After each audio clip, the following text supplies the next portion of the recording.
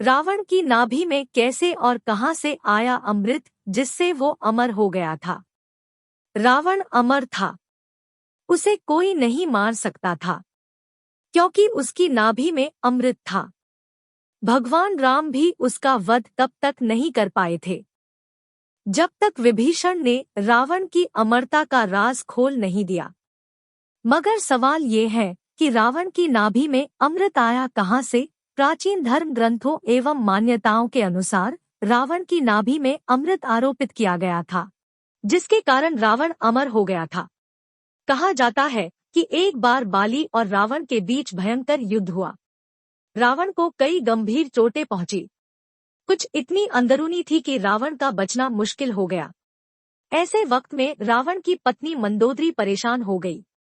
उन्होंने फैसला किया कि वो न सिर्फ रावण की जान बचाएंगी, बल्कि उसे अमर भी कर देंगी। ऐसे में मंदोदरी अपने पिता मैदानव के पास पहुंची। उन्होंने बताया कि अमृत चंद्रलोक में है, मगर वहां पहुंच पाना किसी इंसान के बस की बात नहीं।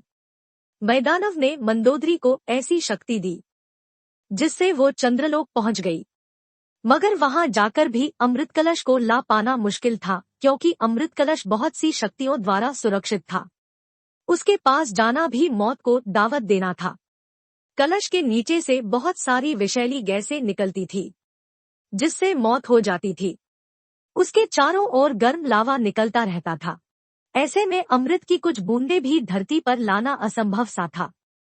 अमृत कलश सुरक्षित था, सिवाय एक दिन को छोड़कर। दरअसल चंद्रलोक का एक नियम है कि चंद्रदेव साल में एक बार शरद पूर्णिमा के दिन इस अमृत कलश को वहां से निकालते हैं।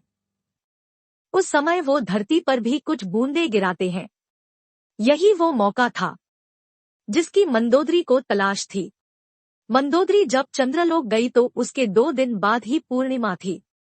जैसे ही पूर्णिमा की रात चंद्रदेव ने अमृत कलश वहां से बाहर निकाला, तभी रावण की पत्नी मंदोदरी ने अमृत कलश को चुरा लिया और भागने लगी। मंदोदरी के अमृत चुराने की जानकारी जैसे ही देवताओं को हुई, हाहाकार मच गया। सभी देवताओं ने मंदोदरी का पीछा करना शुरू कर दिया।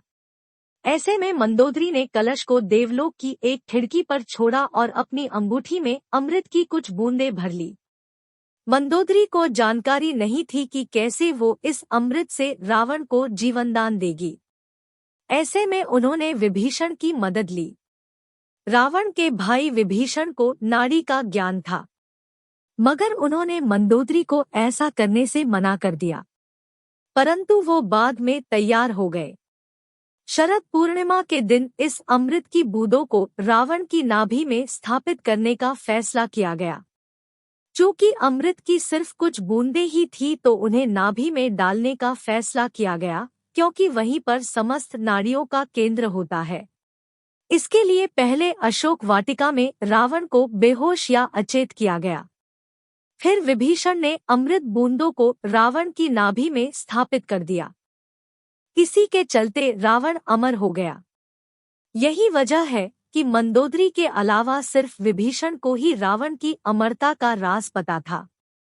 फिर युद्ध में विभीषण से रहस्य जानकर भगवान राम ने अग्नि बाण से रावण का वध किया था। यदि आपको यह पौराणिक कहानी अच्छी लगी हो तो प्लीज इसे लाइक करें, शेयर करें और इस चैनल को सब्सक्राइब करें।